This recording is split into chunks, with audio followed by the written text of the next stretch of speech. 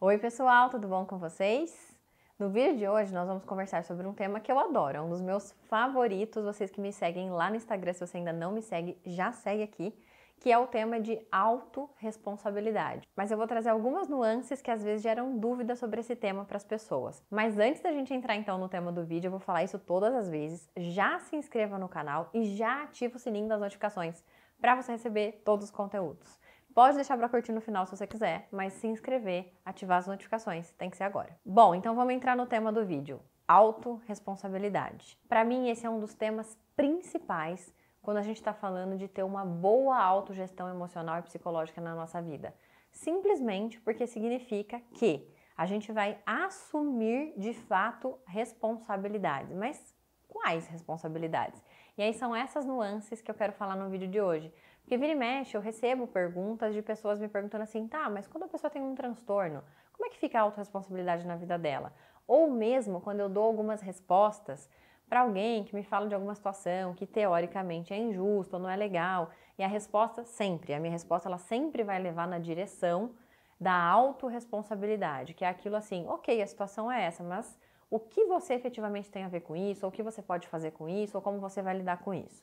E aí muitas vezes as pessoas até falam, tá, mas e fulano, e a situação? Isso realmente existe, isso realmente está acontecendo. Então vamos entender esse conceito agora também com essa amplitude dessas questões. Como ponto de partida, vamos resgatar uma técnica que ela é bem famosa, bem utilizada até dentro da terapia cognitiva, que é o gráfico de responsabilidade ou a torta de responsabilidades.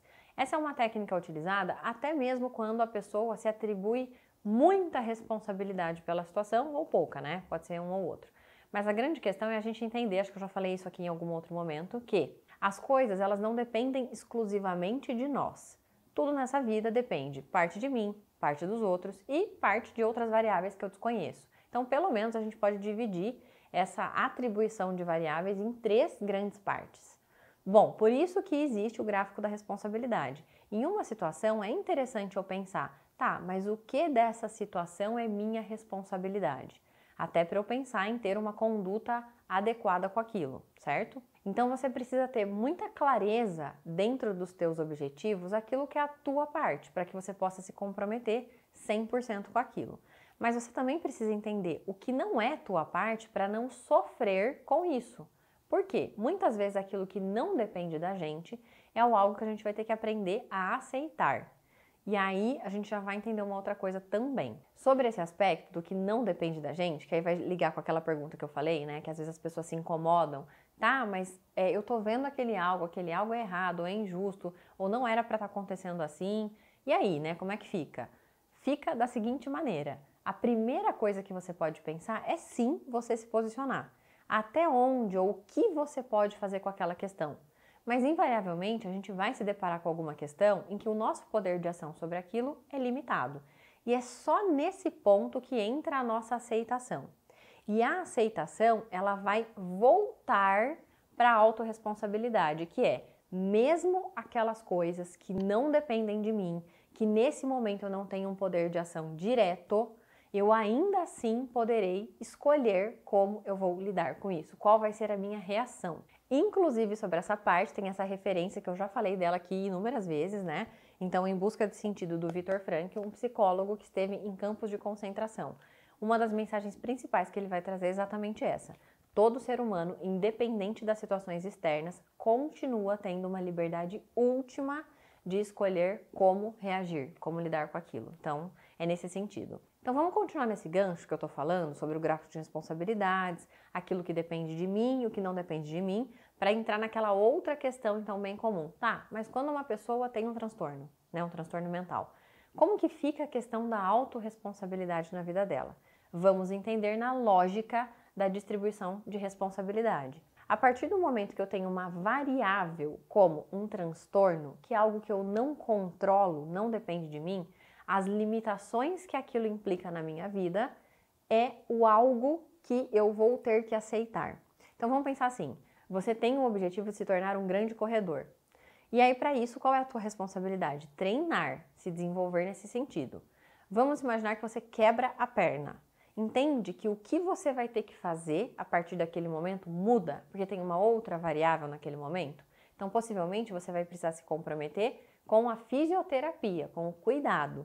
É a mesma lógica para um transtorno mental. É isso que a gente não pode confundir. A pessoa que está desanimada, que está sem vontade, que está sem prazer com as coisas porque ela está num quadro deprimido, não é só uma questão de, mas olha para a tua vida com autorresponsabilidade, então resolve esse ponto. Não, resolver esse ponto vai ser resolver primeiro o desânimo, a tristeza e a falta de prazer. Ou seja, entender que aquilo está acontecendo e buscar um tratamento. Essa vai ser a responsabilidade. Então eu conserto a perna para que depois eu consiga me conectar novamente com o meu objetivo de me tornar um corredor.